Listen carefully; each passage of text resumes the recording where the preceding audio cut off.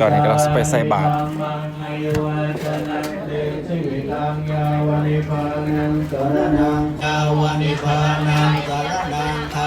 ใส่เป็นตานะใครต้องไม่ได้ใส่เป็นตาดูไม่รู้เรื่องเลย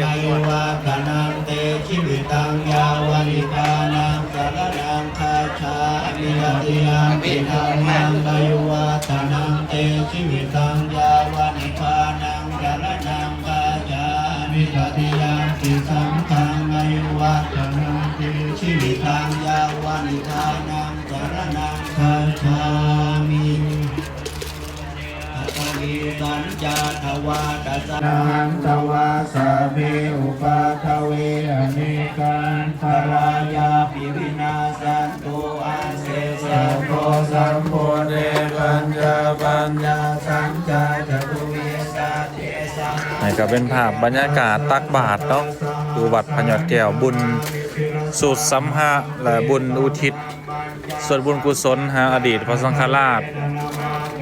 บุญท่านบุพาลัดที่ล่วงลับไปแล้วเนาะแล้วก็ตลอดฮอดพ่อแม่ครูบาอาจารย์ผู้ที่มีคุณูปการต่อพระพุทธศาสนานี่ก็เป็นภาพบรรยากาศที่พ่อแม่พี่น้องชาวพุทธผู้ใจบุญเนาะได้มาร่วมตักบาตรถวายทานอยู่วัดพญอดแก้วของบ้านเฮาถือว่าเป็นนิมิตที่ดีเป็นปรมีอย่างสูงส่งเนาะขออนุโมทนาบุญนำทุกท่านทุกคนที่มาตักบาตรเนาะอยู่ที่วัดพญอดแก้วยายแม่ภูค่ำเนาะสาธุอนุโมทนาบุญนำทุกท่านทุกคนเนาะที่มาร่วมในการสร้างบุญสร้างกุศลในครั้งนี้เนาะโอ้หลายผู้หลายคนเนาะถือว่านับบ่ค่อยพ่อแม่พี่น้องเฮาอันนี้ก็ถือว่าเป็นภาพบรรยากาศแห่งบุญแห่งกุศลเนาะที่ทั้งพ่อแม่พี่น้องชาวพุทธได้มาร่วมตักบาตรถวายทานเนาะก็ให้ได้บุญได้กุศลนำกันหลายๆเด้อแม่ป่วยนี่นะเป็นภาพแห่งบุญแห่งกุศลนี่แม่ป่วยนั่งผู้เดียวเนาะนี่เอาบุญนำกันเด้อพ่อแม่พี่น้องเฮาทุกคนเนาะ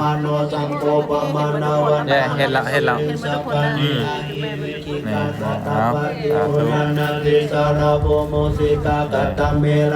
เป็นเนื้อนาบุญเนาะทำบุญรวมสาตักบาตรรวมขันอาบน้ำรวมทากินปลารวมกลางสมมาสั่งรวมกันให้แม่สวีสบายดีมาสร้างบุญสร้างกุศลนำกันเนาะเป็นบุญเป็นกุศลนำกันหลายๆเด้อสาธุให้ได้บุญเบิดสุขุสุขคนเนาะนี่พระสงฆ์เพิ่นกำลังสวดเนาะในภาพบรรยากาศด้านในพ่อแม่ครูบาอาจารย์เป็นเนื้อนาบุญให้แก่พวกเฮาชาวพุทธเนาะอันนี้ก็เป็นภาพบรรยากาศรวมๆที่บันทึกให้ทุกท่านทุกคนอยู่ทั้งบ้านได้เบิ่งเนาะสำหรับท่านใดที่บ่ได้มาก็จะได้เห็นภาพบรรยากาศวิดีโอนี้เนาะเป็นวิดีโอแห่งบุญแห่งกุศลเนาะโอ้หลายผู้หลายคนได้มาร่วมเนาะเป็นบุญแท้ๆเนาะสาธุเด้อเอาบุญนำกันเบิดสุขุสุขคนเนาะให้ได้บุญนำกันเด้อสำหรับคลิปวิดีโอนี้ก็ขอจบไว้เพียงเท่านี้เนาะขอให้ทุกท่านทุกคนมีอายุวันนะสุขะพละมันยืนสาธุ